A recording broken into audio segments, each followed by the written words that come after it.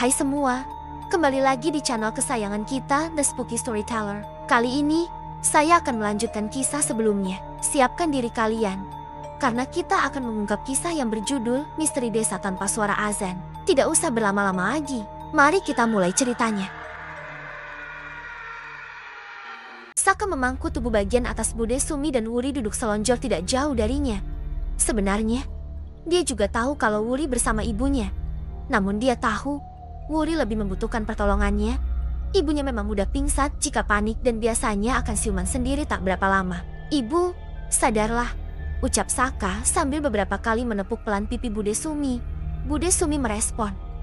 Perlahan matanya membuka dan mengerjap-ngerjapkannya untuk mengumpulkan ingatannya. Betapa terkejutnya dia saat melihat sosok yang kini sedang memangkunya. "Saka," pekik Bude Sumi. Dia yang semula lemas, langsung duduk dengan tegap dan memandang Saka tanpa berkedip. "Iya bu, aku Saka Mahesa, anakmu." "Ya Allah, nak, kamu sudah sembuh," ucap Bude Sumi sambil memegang kedua pipi Saka dan melihat lebih dekat wajah Saka. Bude Sumi memeluk Saka erat, seolah-olah Saka tidak pernah bertemu dengannya selama bertahun-tahun. "Saka tidak pernah sakit bu, selama ini Saka hanya pura-pura sakit," tutur Saka sembari membalas pelukan ibunya. Dalam hatinya, dia rindu dekapan tulus ibunya. "Kenapa kamu tidak pernah bilang sama ibu nak? Tahukah kamu, hampir tiap malam ibu tidak bisa tidur memikirkan keadaanmu." Bude Sumi tergugu, perasaannya sangat bahagia bisa memeluk Saka lagi dengan kondisi tidak sakit jiwa seperti saat ini. "Maafkan aku bu, aku sengaja melakukan semua ini agar kita semua bisa selamat." "Iya nak, ibu paham maksudmu. Pasti semua karena ayahmu," ujar Bude Sumi. "Terima kasih sudah mengerti ibu. Namun aku mohon, ibu merahasiakan keadaanku yang sebenarnya dari ayah." "Tentu nak, ibu sangat paham seperti apa tabiat ayahmu. Ibu akan pastikan ayahmu tidak tahu bahwa kamu baik-baik saja." "Terima kasih bu." Saka mengerahkan pelukannya. Wuri melihat semua itu dengan haru. Bahkan air matanya menitik keluar. Dia jadi teringat kedua orang tuanya yang sampai saat ini belum diketahui rimbanya. "Ah, iya. Bagaimana keadaan Wuri?" Bude Sumi memandang berkeliling mencari keberadaan Wuri. Mendapati kenyataan bahwa Saka tidak gil membuatnya lupa sejenak tentang Wuri. "Aku di sini Bude," teriak Wuri yang menyadari bahwa budenya mencari keberadaannya. Bude Sumi bangkit dan berjalan ke arah Wuri. Dia agak heran kenapa Wuri duduk selonjoran dan tidak ikut Saka menghampiri dirinya. "Kamu kenapa enduk?" tanya Bude Sumi. Dia duduk di dekat Wuri dan memperhatikan sekelilingnya. Keningnya mengernyit saat sadar bahwa orang yang hendak merampas perhiasannya sudah tidak ada dan perhiasannya masih utuh. Orang-orang jahat tadi kemana enduk? Imbu Bude Sumi. Dia belum bisa memahami situasinya. Orang-orang tadi sudah kabur setelah dikalahkan oleh Mas Saka. Tadi kaki Wuri terkilir. Rasanya sangat sakit kalau untuk berdiri. Hampir saja Wuri dihajar oleh mereka. Untung Mas Saka datang menolong. "Maafkan Wuri ya Bude. Semua ini salah Wuri," ucap Wuri dengan penuh penyesalan. Dia merasa bersalah telah mengajak budenya lewat jalan tersebut dan berakhir seperti sekarang. Bude Sumi mengelus pucuk kepala Wuri lalu menatap Wuri tajam. "Walah enduk, tidak apa-apa. Semua yang terjadi pada kita hari ini sudah tertulis di Lauhil Mahfudz. Biarpun kita tidak lewat sini, kalau sudah tertulis di sana bahwa hari ini kita mengalami kejadian seperti tadi ya, kejadian tadi tetap terjadi." Ucapan Bude Sumi membuat Wuri lebih tenang. Pikirannya yang semula menyalahkan diri sendiri kini sudah lebih lega. Di saat Wuri sedang merenung, tanpa sengaja Bude Sumi menyenggol kaki Wuri yang terkilir. "Aduh!" Seketika Wuri menjerit, lupa kalau ada Saka dan Bude Sumi di sampingnya. "Maaf enduk, Bude tidak sengaja, terus gimana sekarang?" "Kakimu kesenggol sedikit saja, sepertinya sangat sakit. Mana mungkin bisa jalan," ucap Bude Sumi. Tampak raut cemas di wajahnya. "Biar aku urut dulu saja bu. Siapa tahu agak mendingan dan rasa sakitnya berkurang," ujar Saka menyela Wuri yang tampak hendak berkata. Saka mengikuti ibunya, duduk di samping Wuri. "Sekarang, bolehkah aku mengurut kakimu?" tanya Saka meminta izin dari Wuri. Saka sangat paham bahwa Wuri sangat menjaga diri. Tak akan pernah mau dipegang laki-laki bukan mahram kecuali keadaan darurat. "Boleh mas," jawab Wuri. Dia tidak mungkin menolak lagi. Rasa sakitnya kian menjadi. Lagi pula, ada Bude Sumi yang bisa menjadi saksi bahwa tidak terjadi apa-apa antara dia dan Saka. Saka hanya sekedar mengurut kakinya saja. Perlahan Saka memegang kaki Wuri yang terlihat bengkak dan membiru.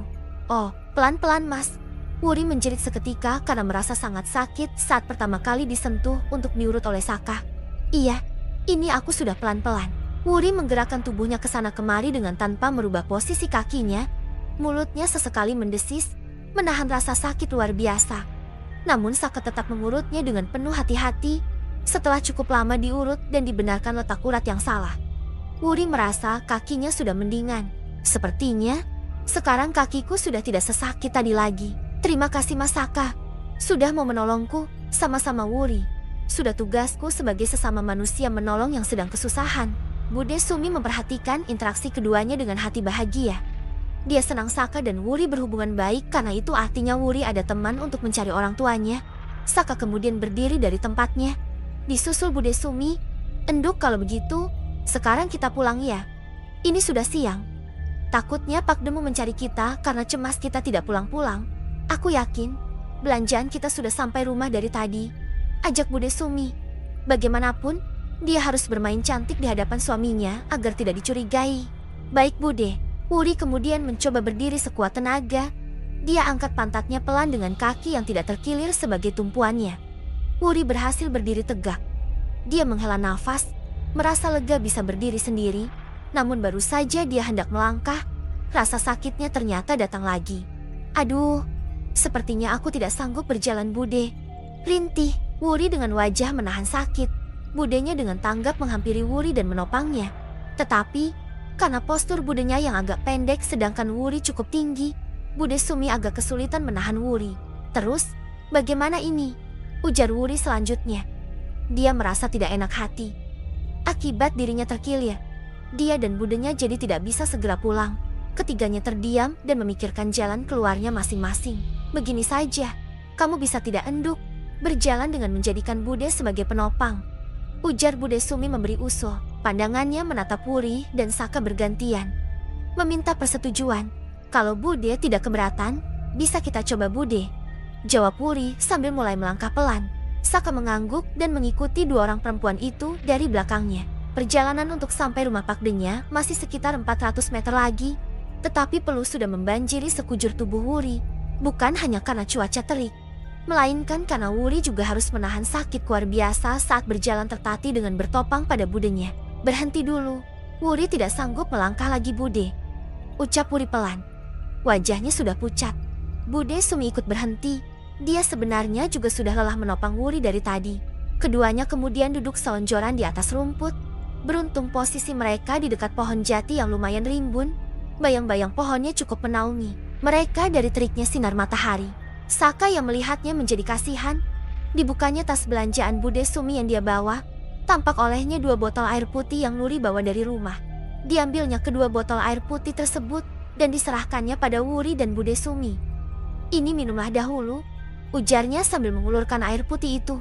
Wuri dan Bude Sumi menerimanya, lalu meminumnya dan kompak menyerahkan kembali botol itu kepada Saka. Setelah selesai minum, "Saka, kamu mau tidak menggendong Wuri? Dia sepertinya sudah kelelahan." Ibu kasihan melihatnya. Rumah kan sudah tidak jauh lagi. Bude Sumi tiba-tiba berkata setelah mereka bertiga diam sejenak. Pikiran Saka berkecamuk, bingung mau menjawab apa permintaan ibunya. Bukannya dia tidak mau karena keberatan atau bagaimana. Dia hanya merasa tak enak hati harus bersentuhan dengan Wuri yang bukan mahramnya. Meskipun masih saudaranya. "Ya enduk, kamu mau ya digendong?" "Saka, Bude kasihan melihatmu seperti ini. Toh, ini keadaannya darurat. Kamu sepertinya sudah kelelahan." Bude Sumi gantian meminta pada Wuri. Wuri yang masih kaget dengan permintaan budenya terhadap Saka, makin bingung mau menjawab apa. Dia tidak mau Saka menyentuhnya.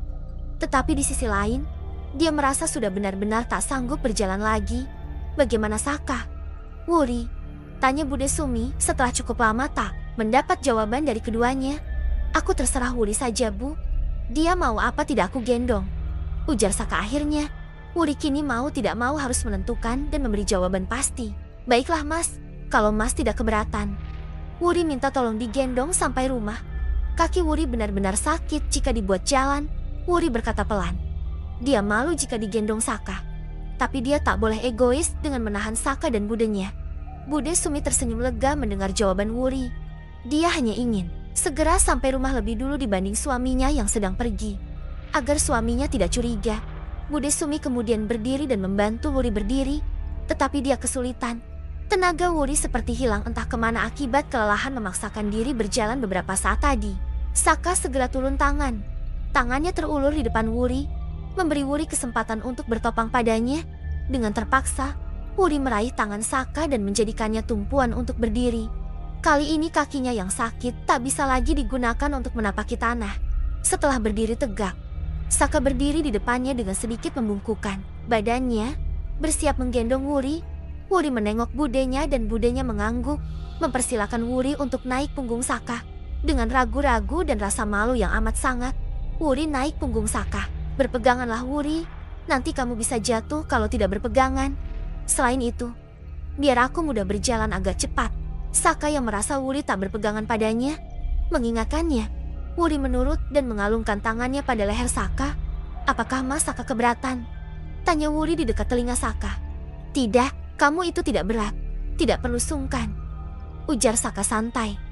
Hatinya sangat bahagia bisa menolong Wuri. Saka kemudian berjalan, diikuti Bude Sumi di belakangnya dengan menjinjing tas belanjaan. Sepanjang perjalanan, tak ada percakapan apapun. Baik Wuri maupun Saka larut dengan perasaan masing-masing. Keduanya sama-sama sibuk menenangkan debaran jantungnya yang berdetak lebih cepat dari biasanya. Pak De Cokro sedang berkunjung ke Padepokan Jirijoyo untuk menemui Kisuro. Keduanya tampak berbicara serius di sebuah kursi bambu yang terletak di salah satu bangunan pendukung. Tak biasanya Kisuro mengajak berbincang selain di rumah Joglo. Rupanya dia tidak ingin pembicaraannya didengar oleh seorang pun selain dirinya dan Pak De. Cokro, bagaimana Cokro? Kelanjutan dari permintaanku kemarin, tanya Kisuro dengan badan yang dicondongkan ke depan, mendekat ke arah Pak De Cokro. Kemarin, saya sudah menyampaikannya kepada Wuri. Dan kabar baiknya adalah, dia bersedia bergabung di Padepokan. Namun dia tidak bisa datang ke sini sekarang. Dia bisanya besok baru datang ke sini. Hari ini, dia masih ingin mengantar istriku pergi ke pasar. Tak masalah, yang penting dia mau bergabung. Aku punya rencana untuk menikahinya. Pak De Cokro terkesiap mendengar ucapan Kisuro. Menikahinya? Menikahi Wuri maksud Kisuro? Iya, menikahinya untuk aku jadikan istri keduaku. Kamu tahu sendiri kan, aku dan Nyai Laksmini sudah menikah puluhan tahun tetapi tidak juga memiliki anak. Aku ingin mendapatkan keturunan dengan cara menikahi Wuri. Aku yakin Wuri bisa memberiku keturunan, ucap Kisuro dengan yakin. Pak De Cokro terdiam mendengar rencana Kisuro. Dia menimbang-nimbang apakah keuntungan dan kerugiannya jika Kisuro menikah dengan ponakannya itu. Setelah dipikir-pikir, dia tidak akan rugi sedikit pun jika Kisuro menikah dengan Wuri. Bahkan dia akan semakin punya pengaruh di Padepokan karena ponakannya menjadi istri pemimpin tertinggi Padepokan Jirijoyo. Saya mendukungnya Ki. Saya rasa perbuatan Kisuro sudah tepat. Padepokan ini butuh penerus. Jika Kisuro tidak punya keturunan, siapa nanti yang akan jadi penerusnya? Pak De Cokro mengemukakan dukungannya atas tindakan Kisuro. Mentalnya memang mental penjilat. Dia rela mengabaikan nuraninya demi menyenangkan seseorang yang memberinya apa yang diharapkan. Salah satunya, Kisuro yang telah memberinya kedudukan dan harta melimpah. Bagus Cokro, kamu memang pengikut andalanku. Sekarang, kamu boleh pulang. Setelah pamit dan mendapat uang dari Kisuro, Pak De Cokro kemudian pergi dari Padepokan. Kisuro lalu berjalan menuju rumah Joglo, tempat di mana Nyai Laksmini sedang menyulam kain. Aktivitasnya sebagai istri petinggi Padepokan tidak begitu banyak. Urusan rumah tangga sudah ada yang mengurusnya mulai dari memasak, mencuci, membersihkan rumah, dan pekerjaan ibu rumah tangga lainnya sudah dikerjakan para dayang. Aktivitasnya hanya sebatas mempercantik diri dan melakukan hobi yang disukainya. Seperti contohnya saat ini, yaitu menyulam. Selain menyulam, dia juga senang merangkai bunga dan jalan-jalan di sekitar Padepokan sambil menikmati berbagai bunga yang sedang bermekaran. Aki, dari mana saja? Aku dari tadi mencarimu, ucap Nyai Laksmini dengan wajah penuh tanya. Aku baru saja koordinasi dengan Cokro tentang pelaksanaan pergantian pengurus baru untuk Padepokan Jirijoyo. Kisuro menjawab sambil meletakkan bobot tubuhnya di samping Nyai Laksmini. Nyai Laksmini menghentikan aktivitas menyulamnya dan beralih memperhatikan suaminya. Oh, aku kira dari mana? Aki sudah makan siang? Kisuro tak menjawab, hanya menggelengkan kepalanya saja. Kalau begitu, makan dulu Yuki. Aku lapar. ajak Nyai Laksmini. Ya, ayo kita makan sekarang. Aku juga sudah sangat lapar. Kosuro bangkit, lalu membantu Nyai Laksmini berdiri. Keduanya berjalan ke ruang tengah rumah joglo, tempat meja makan berada. Nyai Laksmini membuka tudung saji dan terlihat masakan yang menggugah selera terhidang di sana. Sepiring mangut lele dan semangkuk besar oseng bunga pepaya serta sebaskom kecil sop daging sapi. Dengan sigap, Nyai Laksmini mengambilkan makan buat Kisuro. Kemudian dia mengambil untuk dirinya sendiri. Keduanya makan dengan tanpa berbincang sedikit pun. Setelah makan, Kisuro menahan Nyai Laksmini yang hendak pergi dan mengajaknya berbincang terlebih dahulu. "Nyai, ada yang ingin aku bicarakan," ujar Kisuro dengan nada serius. "Ada apa, Ki?" "Ini, soal permintaanku kemarin." Ucapan Kisuro menggantung, membuat Nyai Laksmini penasaran. Namun, dia segera teringat tentang percakapan dirinya dengan Kisuro semalam sebelum tidur. "Maksud Aki, tentang rencana Aki untuk menikah lagi?" tebak Nyai Laksmini. "Iya, aku kan sudah merestui dan mengizinkan Aki untuk menikah lagi. Lantas apalagi yang akan Aki bicarakan? Aku hanya mau memberitahu bahwa sepertinya aku sudah menemukan calon yang tepat untuk menjadi ibu dari anak kita." Kisuro mengatakannya dengan jelas. Tak ada keraguan sedikit pun. Nyai Laksmini seketika menunduk. Hatinya bagai dihantam palu mendengar secepat itu suaminya menemukan calon ibu untuk anaknya. Berarti memang selama ini suaminya itu sudah merencanakan bahwa dia akan menikah lagi. Nyai Laksmini menelan ludahnya, menahan getir yang seketika menyerang dadanya. Ternyata sosok yang selama ini dia rasa sangat mencintainya sudah bermain hati di belakangnya. Kisuro sendiri adalah lelaki yang pandai bermain peran. Dia terlihat sangat mencintai di depan istrinya. Padahal di belakangnya, dia suka bermain api tanpa sepengetahuan istrinya. Hanya saja dia tidak pernah serius berniat menikahinya. Sementara untuk kasus dengan Wuri, dia sangat ingin memiliki sepenuhnya, tidak hanya sekedar mengajaknya tidur bersama. "Siapa orangnya, Ki?" Nyai Laksmini mencoba tegar dan tak emosi dengan kelakuan suaminya. Dia menatap lelaki tak begitu tampan yang duduk di depannya. "Namanya Wuri, anak Kiai Haryo. Besok dia akan datang ke sini. Bersiaplah menyambutnya dengan baik." Nyai Laksmini kembali terkejut mengetahui identitas calon madunya. Dia tak habis pikir, bagaimana bisa suaminya akan menikahi anak dari musuh bebuyutannya. Namun dia tak mau ambil pusing. "Terserah Aki saja, yang penting syarat dariku terpenuhi. Sekarang aku mau istirahat." Nyai Laksmini bangkit dari duduknya dan pergi meninggalkan Kisuro tanpa menunggu jawabannya. Hatinya perih meskipun tidak berdarah-darah. Wuri, Saka dan Bude Sumi sampai rumah sebelum Pak De Cokro pulang. Saka segera meletakkan Wuri di atas tempat tidur, sedangkan Bude Sumi pergi ke dapur untuk meletakkan sebagian barang belanjaan yang dia bawa. Saka dan Wuri sama-sama diam saat hanya berdua di dalam kamar Wuri. Wuri tiduran di atas ranjang, sedangkan Saka duduk di kursi kayu yang ada. "Mas," ucapan Wuri memecah keheningan yang tercipta di antara keduanya. "Ya," jawab Saka sambil memandang wajah Wuri, membuat Wuri merasa kikuk. "Terima kasih ya, sudah mau bersusah payah menggendongku. Mas Saka pasti lelah," ujar Wuri kemudian. Pandangannya menghindari tatapan Saka. Menatap Saka membuat jantungnya menjadi berdebar. "Wuri, aku biasa saja dan tidak merasa lelah sedikit pun. Bukankah aku sudah terlatih menggendongmu sejak kecil?" balas Saka dengan senyum kecilnya, menampakkan sedikit lesung pipi yang dimilikinya. Wajah Wuri memerah. Dia juga tersenyum malu-malu mengingat kenangannya saat masih kecil. Dulu dia sering digendong oleh Saka saat pulang dari masjid. Alasannya Wuri capek karena berjalan lumayan jauh. "Oh ya Mas, rencananya besok aku mau bergabung dengan Kisuro di Padepokan Girijoyo." Dia yang mengundangnya. "Boleh kan?" Wuri memberitahu sekaligus meminta izin dari Saka. "Kamu yakin?" "Iya Mas, aku pikir ini satu-satunya cara untuk mencari keberadaan ayah dan ibuku. Aku tak tahu lagi harus mencari mereka di mana." Saka diam. Dia teringat dengan ucapan Panji semalam. "Wuri, menurut sumber yang bisa dipercaya dan baru semalam aku tahu, ayah dan ibumu berada di bawah tawanan Kisuro. Namun tempat pastinya belum diketahui. Aku mengizinkanmu untuk bergabung dengan Kisuro. Hanya saja kamu harus ekstra hati-hati. Selain itu, bergabunglah saat fisik kamu benar-benar sudah siap. Jangan dalam keadaan seperti sekarang. Tunggu sampai kamu benar-benar sembuh baru bergabung." "Baik Mas, aku juga mengerti. Seandainya apa-apa terjadi padaku, jika aku seperti ini, aku tidak mungkin bisa melawan. Aku mendukung keputusanmu Wuri. Jangan khawatir, aku akan selalu memantaumu dari kejauhan." ucap saja dengan pasti. Membuat Wuri semakin yakin dengan langkah yang diambilnya. Terima kasih, Mas Saka. Keduanya kembali terdiam dan sama-sama menunduk. Sesekali pandangan mereka bersitatap saat sedang mencuri pandang. Membuat suasana menjadi canggung. Saka, kamu mau makan dulu atau gimana?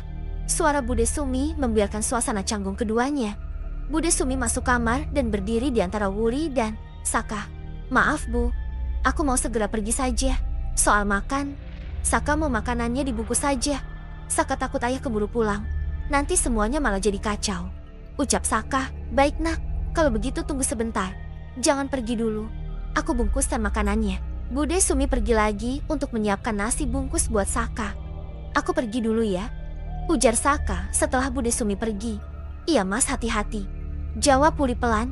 Entah kenapa hatinya merasa berat melepas kepergian Saka. Jangan lupa nanti minta ke ibu agar mengundang tukang urut profesional buat mengurut kaki kamu agar tidak semakin parah terkilirnya. Baik mas, aku pergi dulu ya. Assalamualaikum. Waalaikumsalam. Saka memandang Wuri sekali lagi, lalu pergi ke dapur menghampiri ibunya. Sudah siapkah nasi bungkusnya Bu? Ucap Saka setelah berada di samping ibunya. Sudah, ini baru mau ibu antar ke kamar. Bude Sumi menyerahkan 2 bungkusan kecil, satu berisi nasi, satunya lagi berisi lauknya. Bu, Saka pamit pulang ke masjid. Jadi, selama ini kamu tinggal di masjid ya? Iya Bu, selama ini aku tinggal di sana. Kalau ibu ada apa-apa, ibu bisa mencari Saka di sana. Baik nak. Oh ya Bu, jangan lupa Wuri dipanggilkan tukang urut untuk mengurut kakinya biar tidak terlambat. Makin cepat penanganannya akan makin cepat sembuhnya. Iya nak, nanti ibu carikan tukang urut buat Wuri. Ya sudah, Saka pamit ya Bu. Ya hati-hati dan waspadalah. Ya Bu. Assalamualaikum. Waalaikumsalam. Saka kemudian pergi dari rumah itu. Tak sampai 15 menit kemudian, Pak De Cokro pulang dengan siap memberi kabar yang mengejutkan. Wuri akan dinikahi Kisuro. Namun Pak De Cokro terkejut saat mendapati Wuri terbaring di atas tempat tidurnya. Kamu kenapa nduk? Ini, Pak De, kaki Wuri terkilir tadi saat pulang dari pasar. Walah, lah terus gimana? Apanya? Pak De yang gimana? Ya rencana kamu untuk bergabung dengan Kisuro besok, ucap Pak De Suro dengan nada kecewa. Untuk itu, nunggu sampai kaki Wuri sembuh dulu. Pak De tidak mungkin kan? Wuri kesana dengan kaki yang pincang seperti ini, dalih Wuri untuk menunda kepergiannya ke Padepokan. Waduh, padahal Pak De sudah janji sama Kisuro untuk mengajakmu ke sana besok. Kamu tidak hanya akan dijadikan pengurus sendu, melainkan kamu juga akan dinikahi Kisuro sebagai istri keduanya. Apa? Dinikahi? Ya, kamu akan dinikahi oleh Kisuro sebagai istri keduanya. Jangan lupa like, subscribe, dan aktifkan notifikasi untuk mendapatkan update kisah selanjutnya. Sampai jumpa di video berikutnya.